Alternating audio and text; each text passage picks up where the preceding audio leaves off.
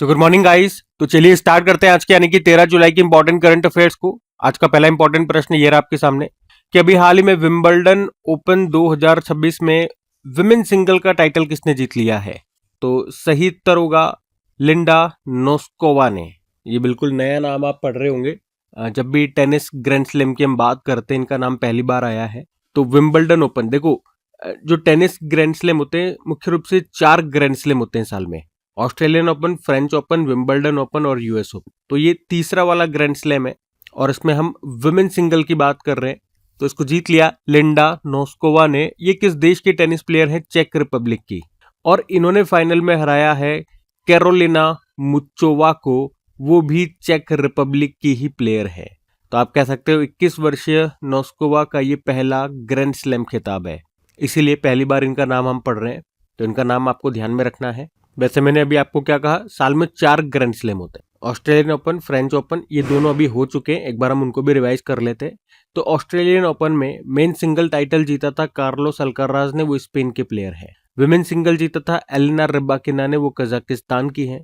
French open, इसमें men single जीता था अलेक्जेंडर ज्वेरेव ने, वो जर्मनी से हैं। विमेन सिंगल जीता मीरा एंड्रीवा ने, वो रशिया की है। अभी विंबलडन ओपन की हमने बात करी, इसमें विमेन सिंगल का टाइटल जीता है लिंडा नोस्कोवा ने, चेक रिपब्लिक से हैं और इन्होंने हराया है कैरोलिना मुचोवा को, वो भी चेक रिपब्लिक की ही प्लेयर है। देखो कई बार स्टैटिक बन के आ जाता है प्रश्न कि कौन सा ग्रैंड स्लैम किस कोर्ट पे खेला जाता है। तो बड़ा सिंपल है, पहला और आखिरी वाला। ऑस्ट्रेलियन ओपन और यूएस ओपन हार्ड कोर्ट पे होता है, फ्रेंच ओपन होता है क्ले कोर्ट पे और विंबलडन ओपन होता है ग्रास कोर्ट पे। ठीक है, इतनी बातें आप याद रख लो, यहीं से प्रश्न बनता है। अभी हम अगला प्रश्न देखते हैं। फिर अगले में पूछ रहे हैं, हाल ही में ICMR भारत का पहला high altitude medicine and public health research centre कहां पर स्थापित करेगा? तो आंसर होगा हिमाचल प्रदेश के किलोंग में। तो ICMR यानी कि भारतीय चिकित्सा अनुसंधान परिषद, इसने हिमाचल प्रदेश के किलोंग में भारत का पहला high altitude medicine and public health research centre बनाने की शुरुआत की है। अब ये केंद्र क्यों बनाया जा रहा है? तो एक्चुअली में ऊंचे पहाड़ी इलाकों में रहने वाले लोगों को सामान्य क्षेत्रों से अलग स्वास्थ्य समस्याएं होती है। इन समस्याओं का अध्ययन करके बेहतर इलाज और स्वास्थ्य सुविधाएं विकसित करना इसका मुख्य उद्देश्य होगा इस केंद्र का। तो इस केंद्र में क्या क्या रिसर्च किया जाएगा, क्या क्या शोध किया जाएगा कि ऊंचाई पर मानव के शरीर पर क्या क्या प्रभाव पड़ते हैं, क्योंकि ऊपर ऑक्सीजन कम होती है। तो कम ऑक्सीजन में शरीर कैसे काम करता है और उस वातावरण के अनुसार लोग कैसे ढलते हैं। और ऊंचाई पर जो आपदाएं आती हैं जैसे कि भूकंप हो गया, हिमस्खलन हो गया, बर्फबारी जैसी आपदाओं में लोगों का इलाज और बचाव कैसे किया जाए। माँ और बच्चे के स्वास्थ्य और पोषण पर शोध किया जाएगा, बीमारियों का अध्ययन किया जाएगा। तो ये सब चीजें इस केंद्र में होने वाली है, जो बनेगा हिमाचल प्रदेश के केलोंग में। कौन बनाना है? ICMR। ICMR की बात करें, Indian Council of medical research, तो आप कहोगे ये मेडिकल रिसर्च के लिए भारत की सबसे बड़ी बॉडी है और पहले इसको इंडियन रिसर्च फंड एसोसिएशन के नाम से जाना जाता था। इसका फॉर्मेशन हुआ था 1911 में। हेडक्वार्टर नई दिल्ली, डायरेक्टर जनरल है राजीव बहल। आपको याद दिलाऊं, भारत की पहली स्वदेशी मलेरिया वैक्सीन इसको ICMR ने ही विकसित किया था। उसका नाम है एडफेल्सिवैक्स। ICMR ने ही शाइन पहल शुरू की है। इसके अलावा ICMR और ICAR, Indian Council of Agricultural Research, इन दोनों ने मिलकर के खेती और स्वास्थ्य को एक साथ जोड़ने के लिए सेहत मिशन भी शुरू किया था। अच्छा, अभी जो ICMR केंद्र स्थापित कर रहा है कहाँ पर? हिमाचल प्रदेश के केलोंग में। तो आपको हिमाचल प्रदेश भी ले चलते हैं। ये रहा मैप में हिमाचल प्रदेश। देखो इसकी जो समर कैपिटल है वो शिमला है, विंटर कैपिटल धर्मशाला है। मुख्यमंत्री सुखविंदर सिंह सुक्खू हो गए, गवर्नर है कविंदर गुप्ता। शिपकिला दर्रा मिलेगा, रोहतांग दर्रा मिलेगा, बड़ा चला दर्रा मिलेगा। पोंग बांध है व्यास नदी पर, पंडो बांध है व्यास नदी पर, भाखड़ा नांगल बांध है सतलुज नदी पे, चमेरा बांध है रावी नदी पे। और ग्रेट हिमालयन नेशनल पार्क है, पिन वैली नेशनल पार्क है, इंद्रकिला नेशनल पार्क है, केरगंगा नेशनल पार्क है, सिंबल बारा नेशनल पार्क है। राजकीय पशु हिम तेंदुआ हो गया, पक्षी है जुजराना, वेस्टर्न ट्रोगोपैन पक्षी। वृक्ष है देवदार, फूल है गुलाबी बुर्रांश यानी पिंक रोडोडेंड्रॉन। नाटी हो गया, डांगी हो गया, छपेली हो गया, यहाँ के ये लोक नृत्य हो गए। कुछ करंट अफेयर्स भी रिवाइज कर ले तो भांग की खेती को बढ़ावा देने के लिए ग्रीन टू गोल्ड पहल शुरू की थी हिमाचल प्रदेश ने। हाटी जनजाति ने बोडा त्योहार मनाया हिमाचल प्रदेश में। 16वां वज्र प्रहार अभ्यास भारत अमेरिका के बीच में हुआ था। कहाँ? हिमाचल प्रदेश के बकलो में। और हिमाचल प्रदेश के पालमपुर में देश का दूसरा ट्यूलिप गार्डन स्थापित किया गया। पहला तो जम्मू कश्मीर में है। हिमाचल प्रदेश के जो मुख्यमंत्री हैं सुखविंदर सिंह सुक्खू, इन्होंने हिमाचल प्रदेश के बिलासपुर जिले में पढ़ाई विद एआई नाम से एक डिजिटल लर्निंग पहल शुरू की।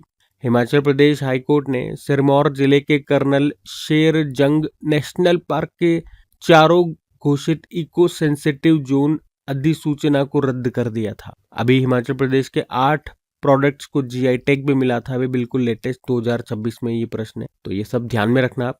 ठीक है, अगला प्रश्न हम देखते हैं। फिर अगले में पूछ रहे हैं, हाल ही में जियोलॉजिकल सर्वे ऑफ इंडिया ने थोरियम के भंडार की खोज अभी कहां पर की है? तो आंसर होगा गुंडलुपेट, कर्नाटक में। तो जियोलॉजिकल सर्वे ऑफ इंडिया ने अभी कर्नाटक के चामराजनगर जिले के गुंडलुपेट क्षेत्र में थोरियम युक्त खनिज भंडार खोजे हैं। क्या मिला इनको? यहाँ पे मोनोजाइट मृदा इनको मिली है। मोनोजाइट एक ऐसा खनिज है जिसमें थोरियम और थोड़ी मात्रा में यूरेनियम पाया जाता है। और ये जो इनको अभी जो मिला है, कितना बड़ा क्षेत्र है? तो आप कहोगे कुल थोरियम युक्त क्षेत्र जो लगभग 700 एकड़ में फैला हुआ है। और इसमें से अभी 20 एकड़ कोर क्षेत्र, कोर एरिया बनाया गया है, जहां सबसे पहले खनन और नीलामी की जाएगी। थोरियम क्या है? थोरियम एक रेडियो एक्टिव एलिमेंट है या रेडियो एक्टिव मेटल है। इसका एटॉमिक नंबर होता है 90 और इसका रासायनिक प्रतीक TH होता है, TH लिखते हैं। और भविष्य में इसे परमाणु बिजली, न्यूक्लियर एनर्जी बनाने के लिए ईंधन के रूप में इस्तेमाल किया जा सकता है। तो ये खोज अभी जो हुई है इंपॉर्टेंट क्यों है हमारे लिए? क्योंकि भारत लंबे समय से थोरियम आधारित परमाणु ऊर्जा विकसित करने पर काम कर रहा है। क्योंकि थोरियम से आगे चलकर यूरेनियम 233 बनाया जा सकता है, जो परमाणु रिएक्टर में ईंधन का काम करता है। तो इससे भारत को स्वच्छ, सुरक्षित और लंबे समय तक ऊर्जा मिल सकती है। क्योंकि क्या होता है, हम जो न्यूक्लियर एनर्जी बनाते हैं उसके लिए जो फ्यूल के रूप में हम यूरेनियम का इस्तेमाल करते हैं। यूरेनियम हमारे पास नहीं है, हमारे पास थोरियम है। तो हम इसे एक ऐसी तकनीक बना रहे हैं जिससे हम थोरियम को कन्वर्ट कर देंगे यूरेनियम में। और अगर ऐसा हो जा रहा है तो हमें बाहर से न्यूक्लियर फ्यूल को इतना इंपोर्ट करना नहीं पड़ेगा, क्योंकि हमारे पास थोरियम बहुत सारा है, उसे हम कन्वर्ट कर देंगे यूरेनियम में और ऊर्जा बनाएंगे खूब। इसीलिए हमारे लिए इंपॉर्टेंट है। वैसे आपको बता दूं, थोरियम ये मिलता कहाँ है? ये मुख्य रूप से मोनोजाइट नामक खनिज में पाया जाता है। जो ये मोनोजाइट है, ये एक रेयर अर्थ एलिमेंट है। इसमें थोरियम और यूरेनियम होता है। और भारत में ये आपको सबसे ज्यादा मिलेगा केरल, तमिलनाडु, उड़ीसा के समुद्री तटों के रेत में मिलता है। मोनोजाइट मृदा हमने कई बार पढ़ा है। ठीक है, तो अभी कर्नाटक में खोजा गया, खोज की है जियोलॉजिकल सर्वे ऑफ इंडिया ने। देखो, जियोलॉजिकल सर्वे ऑफ इंडिया की अगर बात करते हैं, स्थापना होती है इसकी 4 मार्च 1851 में। इसे ईस्ट इंडिया कंपनी के द्वारा ही स्थापित किया गया था। ये मिनिस्ट्री ऑफ माइंस के अंतर्गत आता है और मुख्यालय कोलकाता में आपको मिलेगा। डायरेक्टर जनरल है असित साहा। पहले डायरेक्टर जनरल थे थॉमस ओल्डमैन। और पहले भारतीय इसके प्रमुख कौन रहे? तो MS कृष्णन रहे थे। अच्छा, ये है क्या, ये काम क्या करती है? तो आप कहोगे ये भारत की प्रमुख भूविज्ञान जियो साइंस संस्था है, जो देश के खनिज संसाधनों, भूगर्भीय संरचना और प्राकृतिक आपदाओं के अध्ययन का काम करती है। अभी इसी से संबंधित 2 प्रश्न हमने पढ़े थे कि जियोलॉजिकल सर्वे ऑफ इंडिया ने कालिंजर किला जो उत्तर प्रदेश में है, उसके आसपास के पहाड़ी क्षेत्र को राष्ट्रीय भू विरासत स्थल घोषित किया था। और ये इस तरह से राज्य का पहला राष्ट्रीय भू विरासत स्थल बना था। और इसी तरह से कर्नाटक की याना गुफाओं को जियो हेरिटेज साइट यानी कि राष्ट्रीय महत्व की प्राकृतिक विरासत इन्होंने घोषित किया था। ठीक है, तो ये सब बातें ध्यान में रखना। इससे अगला प्रश्न हम देखते हैं। फिर अगले में पूछ रहे हैं, अभी हाल ही में भारत की पहली स्वदेशी ग्रीन रेफ्रिजरेंट तकनीक किस संस्था ने विकसित की है? तो आंसर होगा CSIR, Indian institute of chemical technology ने। तो भारत ने पहली बार अपनी स्वदेशी ग्रीन रेफ्रिजरेंट तकनीक विकसित की है। इसे CSIR, Indian institute of chemical technology जो हैदराबाद में है, इसने बनाया है। अच्छा, रेफ्रिजरेंट क्या होता है? देखो, रेफ्रिजरेंट वो गैस होती है जो एयर कंडीशनर हो गया, फ्रिज हो गया या कार के AC में ठंडक पैदा करने का काम करती है। वो गैसें रेफ्रिजरेंट कहलाती है। अभी तक हम कौन सी गैसों का इस्तेमाल कर रहे हैं? अभी तक ज़्यादातर हम हाइड्रोफ्लोरोकार्बन गैस का इस्तेमाल कर रहे हैं इसके लिए। लेकिन इसमें समस्या क्या है? ये वैसे ओजोन परत को तो नुकसान नहीं पहुंचाती है, लेकिन पृथ्वी का तापमान बहुत बढ़ा देती है, ग्लोबल वार्मिंग का कारण बनती है। और ये वातावरण में जाने के बाद लगभग 13-14 वर्ष तक बनी रहती है। अब जो हमने नई गैस बनाई है, जैसे हमने नाम दिया HFO-1234YF, ये गैस ओजोन परत को भी नुकसान नहीं पहुंचाती, ग्लोबल वार्मिंग का कारण भी नहीं बनती है। ये वातावरण में जाने के बाद मात्र 11 दिनों में ही खत्म हो जाती है, इसलिए पर्यावरण को कम नुकसान होता है। तो इसे आप एसी में, फ्रिज में या ऑटोमोबाइल एसी के लिए इस्तेमाल कर सकते हो। ये बेहतर और ग्रीन विकल्प है। और HFA को क्या बोलेंगे? हाइड्रोफ्लोरोलेफिन। ठीक है। अच्छा, CSIR की बात करते हैं, council of scientific and industrial research. स्थापना होती है 1942 में और उसके हेड होते हैं जो प्रधानमंत्री होंगे वो, यानी कि नरेंद्र मोदी। डायरेक्टर जनरल है नल्लाथम्बी कलाई सेल्वी। और डॉक्टर शांति स्वरूप भटनागर जो थे वो वैज्ञानिक थे और वो इसके संस्थापक निदेशक थे। बाद में वो इसके पहले महानिदेशक भी बने। उन्होंने भारत में औद्योगिकीकरण और अनुसंधान को बढ़ावा देने के लिए 12 प्रमुख राष्ट्रीय प्रयोगशालाओं की स्थापना की, जिसके कारण उन्हें भारतीय अनुसंधान प्रयोगशालाओं का जनक भी कहा जाता है। 1954 में पद्म भूषण से उनको सम्मानित किया गया था और CSIR ही शांति स्वरूप भटनागर पुरस्कार देती है। आपको याद है देश का पहला CSIR मेगा इनोवेशन कॉम्प्लेक्स का उद्घाटन कहाँ पर किया गया? मुंबई में। और राष्ट्रीय पर्यावरण मानक प्रयोगशाला नेशनल एनवायरमेंटल स्टैंडर्ड्स लेबोरेटरी का उद्घाटन भी किया गया था। कहाँ पर? CSIR NPL दिल्ली में। NPL मतलब नेशनल फिजिकल लेबोरेटरी। ये इस तरह की दुनिया की दूसरी लेबोरेटरी है और एशिया की पहली है। ठीक है, तो ये सब ध्यान में रखना। अगला प्रश्न देखते हैं। फिर अगले में पूछ रहे हैं, हाल ही में लॉर्ड्स के ऑनर्स बोर्ड पर नाम दर्ज कराने वाली पहली भारतीय महिला क्रिकेटर कौन बन गई है? तो आंसर होगा क्रांति गौड़। तो भारत और इंग्लैंड के बीच लॉर्ड्स मैदान पर महिलाओं का पहला टेस्ट मैच खेला जा रहा है और भारत की 22 वर्षीय तेज गेंदबाज क्रांति गौड़ ने शानदार गेंदबाजी करते हुए इंग्लैंड की पहली पारी में 17 ओवर में 37 रन देकर 5 विकेट लिए और इस प्रदर्शन की बदौलत इंग्लैंड की पूरी टीम 170 रन पर आउट हो गई और भारत को 115 रन की बढ़त मिल गई। अब उनकी ये उपलब्धि इतनी खास क्यों है? देखो, आपको बताया लॉर्ड जो मैदान है जो इंग्लैंड में है, इसे होम ऑफ क्रिकेट या क्रिकेट का मक्का कहा जाता है। यहाँ ऑनर्स बोर्ड नाम का एक प्रतिष्ठित बोर्ड होता है जिस पर टेस्ट मैच में एक पारी में 5 विकेट लेने वाले गेंदबाज या शतक बनाने वाले बल्लेबाज का नाम लिखा जाता है। तो क्रांति गौड़ लॉर्ड्स के ऑनर्स बोर्ड पर नाम दर्ज कराने वाली पहली महिला क्रिकेटर बन गई है, इसीलिए प्रश्न इंपॉर्टेंट होता है। और वैसे इनके नाम को हम यूं भी कह सकते हैं, इसी प्रश्न को यूं भी कह सकते हैं कि 22 साल की उम्र में क्रांति गौड़ टेस्ट क्रिकेट की एक पारी में 5 विकेट लेने वाली सबसे युवा भारतीय महिला तेज गेंदबाज बन गई हैं। या आप यूं भी कह सकते हो क्रांति गौड़ ये टेस्ट क्रिकेट में एक पारी में 5 विकेट लेने वाली भारत की तीसरी महिला तेज गेंदबाज बन गई हैं, क्योंकि इनसे पहले ये काम झूलन गोस्वामी और गार्गी बनर्जी कर चुकी हैं। ठीक है, तो इस तरह से क्रांति गौड़ का नाम आपको याद रखना है। हम अगला प्रश्न देखते हैं। फिर अगले में देखो क्या पूछ रहे हैं। अभी हाल ही में प्रसिद्ध पार्श्व गायिका S जानकी का निधन हो गया, उनका संबंध किस राज्य से था? तो आंसर होगा आंध्र प्रदेश। तो प्रसिद्ध पार्श्व गायिका प्लेबैक सिंगर थी S जानकी और अभी 88 वर्ष की आयु में इनका निधन हो गया। इनका जन्म 1938 में आंध्र प्रदेश के गुंटूर जिले में हुआ। उन्होंने कई सारे गाने गाए और लोग उन्हें प्यार से जानकी अम्मा या दक्षिण भारत की कोकिला कहते थे। मतलब 48,000 से भी ज्यादा उन्होंने गाने गाए, लगभग 20 भारतीय भाषाओं में गाने गाए। तमिल, तेलुगु, कन्नड़, मलयालम, हिंदी और बंगाली में तो प्रमुख रूप से गाए। बाकी विदेशी भाषाओं में जापानी और जर्मन जैसी विदेशी भाषाओं में भी उन्होंने गाने गाए।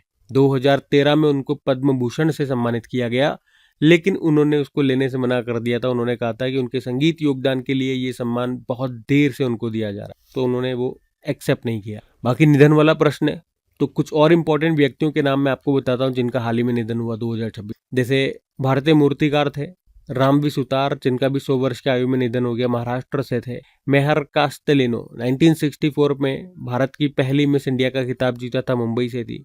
विनोद कुमार शुक्ल हिंदी साहित्यकार थे। अभी 2024 के लिए उनको 59 नंबर का ज्ञानपीठ पुरस्कार दिया गया था। यह अवार्ड पाने वाले वो छत्तीसगढ़ के पहले साहित्यकार थे। बांग्लादेश की पहली महिला प्रधानमंत्री खालिदा जिया का निधन हो गया और वर्तमान में जो बांग्लादेश के प्रधानमंत्री है ना, तारिक रहमान, वो इन्हीं के बेटे हैं। पर्यावरणविद माधव गौडगिल का निधन हो गया, महाराष्ट्र से थे।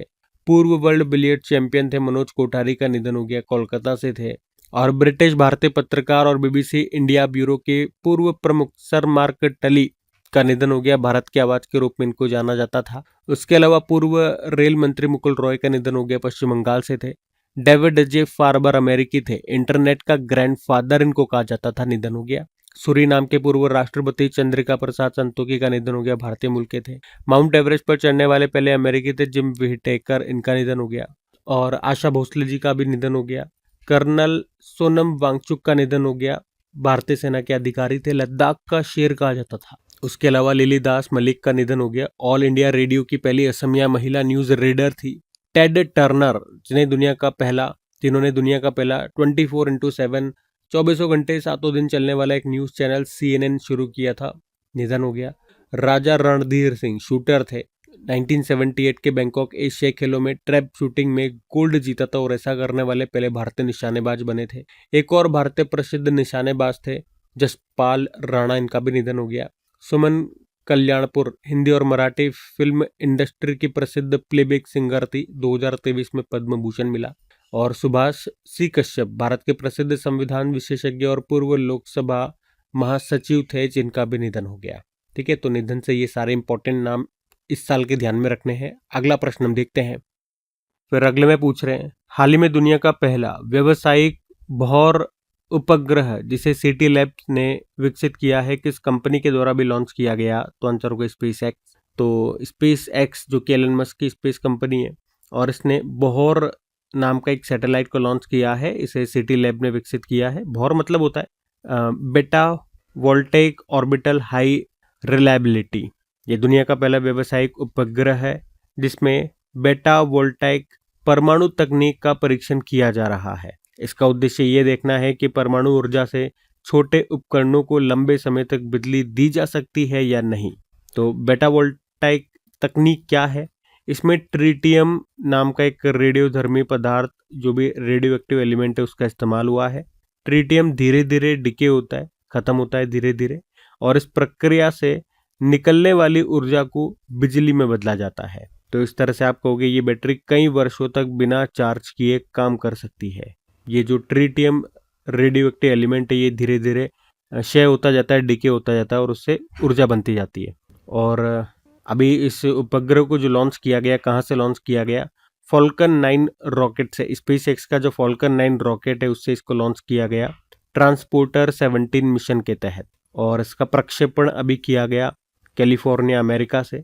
वैसे इस मिशन में बोहर उपग्रह के साथ 80 दूसरे पेलोड भी भेजे गए। अच्छा, ये ज़रूरी क्यों है? ये जो एक्सपेरिमेंट ये कर रहे हैं इस तरह का, ये ज़रूरी क्यों है? देखो, अंतरिक्ष में जो बिजली बनती है वो आपको पता है काहे से बनती है?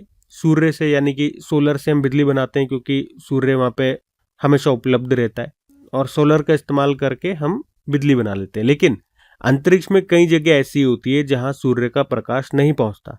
जैसे जब वो सैटेलाइट घूमता हुआ चंद्रमा के दूसरी साइड में चला जाएगा जहाँ पे छाया रहती है, या डीप स्पेस में अगर चला जाता है वो, तो वहाँ पे जो सोलर पैनल्स होते हैं वो ठीक से काम नहीं करते। तो ऐसी जगहों पर बेटा वोल्टाइक परमाणु तकनीक लगातार बिजली उपलब्ध करा सकता है, इसीलिए इसका भी परीक्षण कर रहे हैं ये। तो पूरी बात आपको समझ में आ गई, ये इंपॉर्टेंट क्यों है प्रश्न। इसी तरह से कुछ और सैटेलाइट्स हमने लॉन्च किए थे, वो मैं आपको रिवाइज कराता हूँ। जैसे भारत का पहला निजी सैटेलाइट इंटरनेट कौन शुरू करेगा? अनंत टेक्नोलॉजी, हैदराबाद की कंपनी है। ध्रुव स्पेस, ये प्राइवेट स्पेस कंपनी है, इसका मुख्यालय हैदराबाद में है।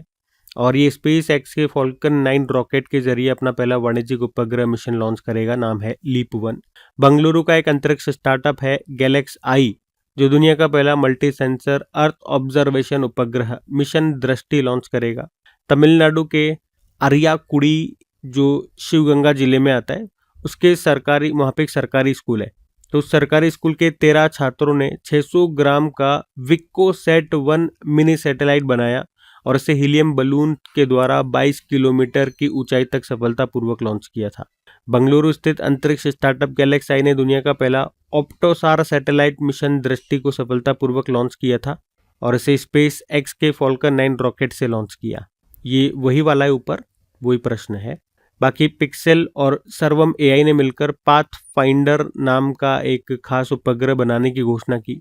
आप कह सकते हैं ये भारत का पहला एआई चालित एआई पावर्ड कक्षीय ऑर्बिटल डेटा सेंटर सैटेलाइट होगा। उसके अलावा अमेरिका ने सोलर वन नाम का एक नया उपग्रह चालू किया जिसका काम सूर्य से आने वाले खतरनाक सौर तूफानों सोलर स्टॉर्म पर नजर रखना और समय रहते चेतावनी देना है। ठीक है, तो सैटेलाइट से ये कुछ प्रश्न है, ध्यान में रखना। अगला प्रश्न देखते हैं। फिर अगले में पूछ रहे हैं, अभी हाल ही में भारत में राष्ट्रीय मत्स्य किसान दिवस 2026 कब मनाया गया? तो आंसर हो जाएगा 10 जुलाई को। तो 10 जुलाई को राष्ट्रीय मत्स्य किसान दिवस नेशनल फिश फार्मर्स डे के रूप में मनाया जाता है। मनाने का मुख्य उद्देश्य मछली पालने वाले किसानों यानी कि मत्स्य किसानों और एक्वा कल्चर यानी कि मछली पालन से जुड़े विशेषज्ञों और इस क्षेत्र में काम करने वाले सभी लोगों के योगदान का सम्मान करना। थीम की बात करें, थीम क्या है? Honouring the hands that strengthen India's blue economy, Bharat की नीली अर्थव्यवस्था को मजबूत करने वाले हाथों का सम्मान। अच्छा, क्यों मनाते हैं ये दिन? क्योंकि 10 जुलाई 1957 को जो भारतीय वैज्ञानिक थे डॉक्टर हीरालाल चौधरी और डॉक्टर KH अली कुन्ही, इन्होंने पहली बार रोहू, कतला और मृगल जैसी मछलियों का कृत्रिम यानी कि आर्टिफिशियल प्रजनन सफलतापूर्वक किया था। और इस खोज से भारत में नीली क्रांति ब्लू रिवॉल्यूशन की शुरुआत हुई और मछली उत्पादन में तेजी से बढ़ोतरी हुई। इसीलिए 10 जुलाई को ये दिन हम मनाते हैं, national fish farmer day. Bharat, याद रखना, दुनिया का दूसरा सबसे बड़ा मछली उत्पादक देश है। ठीक है, बाकी जुलाई में अभी तक कौन कौन से दिवस हमने मनाए एक बार रिवाइज कर लेते हैं। 1 जुलाई को राष्ट्रीय चिकित्सा दिवस, 1 जुलाई को GST डे, 1 जुलाई को राष्ट्रीय डाक कर्मचारी दिवस, 2 जुलाई को विश्व खेल पत्रकार दिवस, 3 जुलाई को international plastic bag free day, 4 जुलाई को अंतर्राष्ट्रीय सहकारिता दिवस, 6 जुलाई को विश्व ग्रामीण विकास दिवस, 6 जुलाई को विश्व जूनोसिस दिवस, 10 जुलाई को वैश्विक ऊर्जा स्वतंत्रता दिवस और 11 जुलाई को विश्व जनसंख्या दिवस के रूप में हमने मनाया। ठीक है, तो ये ध्यान में रखना। अगला प्रश्न देखते हैं। फिर अगले में पूछ रहे हैं, अभी हाल ही में एशियन टेनिस फेडरेशन ने किस भारतीय टेनिस खिलाड़ी को प्लेयर एम्बेसडर नियुक्त किया? तो आंसर होगा लिएंडर पेस। तो इंडियन टेनिस प्लेयर हैं, भारतीय टेनिस प्लेयर हैं लिएंडर पेस और इनको अभी एशियन टेनिस फेडरेशन का प्लेयर एम्बेसडर नियुक्त किया गया है। यानी लिएंडर पेस अब पूरे एशिया में टेनिस को लोकप्रिय बनाने, युवा खिलाड़ियों को प्रेरित करने और एशियन टेनिस फेडरेशन के विकास कार्यक्रमों का समर्थन करने का काम करेंगे। उनका उद्देश्य होगा ग्रास रूट टेनिस को बढ़ावा देना, युवाओं को टेनिस के लिए प्रोत्साहित करना और पूरे एशिया में इस खेल का विकास करना। लिएंडर पेस की बात करें, ये कोलकाता से बिलोंग करते हैं। भारत के सबसे सफल टेनिस खिलाड़ियों में से एक हैं ये। इन्होंने जो अटलांटा ओलंपिक हुए थे 1996 में, उसमें इन्होंने ब्रोंज जीता था, यानी कि ओलंपिक मेडल विजेता हैं ये 18 ग्रैंड स्लैम टाइटल जीत चुके हैं, 8 तो मेंस डबल में और 10 मिक्स्ड डबल में इन्होंने जीते थे। 2024 में international tennis hall of fame में शामिल होने वाले पहले भारतीय खिलाड़ी भी ये बने। अर्जुन अवार्ड इनको 1990 में मिला। राजीव गांधी खेल रत्न पुरस्कार इनको मिल चुका है। पद्मश्री मिल चुका है 2001 में, पद्म भूषण 2014 में मिल चुका है। बाकी एशियन टेनिस फेडरेशन की बात करें तो एशिया में टेनिस खेल की सर्वोच्च शासी निकाय है, गवर्निंग बॉडी है, जिसकी स्थापना होती है 1956 में और मुख्यालय आपको मिलेगा कोलंबो, श्रीलंका में। अच्छा, इसी तरह से कुछ एम्बेसडर वाले प्रश्न मैं आपको रिवाइज कराता हूँ। जैसे अभी पंजाब नेशनल बैंक की ब्रांड एम्बेसडर बनी थी हरमनप्रीत कौर, हरियाणा राज्य महिला आयोग की बनी थी शेफाली वर्मा, और ICC mains T20 world cup जो भारत और श्रीलंका में हुआ था, भारत ने जीत लिया न्यूजीलैंड को हरा के। इसमें टूर्नामेंट एम्बेसडर बने थे रोहित शर्मा। जो 28वां अभी एशियन टेबल टेनिस चैंपियनशिप होना है, उसमें ब्रांड एम्बेसडर बने शरद कमल। SBI जनरल इंश्योरेंस के बने थे Pankaj Tripathi. City union bank के ब्रांड एम्बेसडर रविंद्र जडेजा बने। यूनिक्लो जो कंपनी, इसने भारत में अपना ब्रांड एम्बेसडर जसप्रीत बुमराह को बनाया। ये यूनिक्लो जापानी फैशन क्लॉथिंग ब्रांड है। उसके अलावा भीम पेमेंट एप्लीकेशन के लिए बने थे MS धोनी, इसके ब्रांड एम्बेसडर। उसके अलावा जिंदल स्टेनलेस स्टील के पहले ब्रांड एम्बेसडर रणवीर सिंह बने। AR रहमान को यामा म्यूजिक इंडिया ने अपना ब्रांड एम्बेसडर बनाया। Shreyas Iyer F1 sim racing program का ब्रांड एम्बेसडर बनाया गया। इन्फोसिस ने ग्लोबल ब्रांड एम्बेसडर बनाया अपना कार्लोस अल्काराज को, जो स्पेन के टेनिस प्लेयर हैं। उसके अलावा वोग आईवियर, इसने भारत के लिए अपना ब्रांड एम्बेसडर बनाया था अभी कीर्ति सेनन को। ठीक है, तो ये सब ध्यान में रखना। बाकी ये थी आज की हमारी करंट अफेयर्स की क्लास। कमेंट करके जरूर बताना सेशन आपको कैसा लगा। अच्छा लगे तो प्लीज इसे अपने दोस्तों के साथ में और स्टडी ग्रुप में एक बार शेयर जरूर कीजिएगा। वीडियो को लाइक नहीं करा तो लाइक जरूर करना। बाकी इनकी पीडीएफ और जो प्रैक्टिस के लिए मॉक टेस्ट है क्विज है वो डेली आपको मिल जाता है अपनी क्रेक एग्जाम एप्लीकेशन में, जिसका लिंक आपको नीचे डिस्क्रिप्शन बॉक्स में मिल जाएगा। बाकी चलो भी कल के करंट अफेयर्स का हम क्विक रिवीजन कर लेते हैं और सेशन एंड करते हैं। तो कल पहला प्रश्न पूछा था वर्ल्ड पॉपुलेशन डे कब मनाते हैं, तो 11 जुलाई को मनाते हैं। फिर पूछा मानस और महाभारत अंतरराष्ट्रीय सभ्यता अध्ययन केंद्र का उद्घाटन कहाँ पर हुआ, बिश्केक में हुआ, किर्गिस्तान की कैपिटल है। फिर पूछा समृद्ध ग्राम परियोजना को वर्ष 2026 में कौन सा अंतरराष्ट्रीय पुरस्कार मिला, WSIS अवार्ड 2026 मिला है। फिर पूछा AISHA रिपोर्ट 2023-24 के अनुसार हायर एजुकेशन में सर्वाधिक नामांकन किस राज्य में दर्ज हुआ, तो उत्तर प्रदेश। फिर पूछा भारतीय मूल के नासा के अंतरिक्ष यात्री हैं अनिल मेनन, किस अंतरिक्ष यान से अंतरराष्ट्रीय अंतरिक्ष स्टेशन पर जाएंगे, सोयूज MS-29। और किस राज्य की 200 साल पुरानी मोजड़ियों को भी जीआई टैग मिला, तो ये राजस्थान की है, जोधपुर की मोजड़ियां हैं ये। फिर पूछा गया कि राष्ट्रीय बाघ संरक्षण प्राधिकरण की 29वीं बैठक अभी कहाँ पर हुई, तो आंसर होगा कोयम्बटूर तमिलनाडु में। फिर पूछा फ्लोरिडा के किस एयरपोर्ट का नाम बदलकर president Donald Trump international airport रख दिया गया, तो आंसर होगा पाम बीच इंटरनेशनल एयरपोर्ट। फिर पूछा अभी WDMMA 2026 global air power ranking में भारतीय वायुसेना को कौन सा स्थान पे रखा, तो आंसर होगा तीसरा स्थान पे। बाकी चलो कल का भी होमवर्क प्रश्न देख लेते हैं और सेशन एंड करते हैं। तो कल पूछा क्या था, खेलो इंडिया ट्राइबल गेम्स 2026 की पदक तालिका में टॉप पर रहा कौन, तो आंसर होगा कर्नाटक। आप सभी ने प्रश्न का बिल्कुल सही उत्तर दिया। अब यह आज का आपका होमवर्क प्रश्न।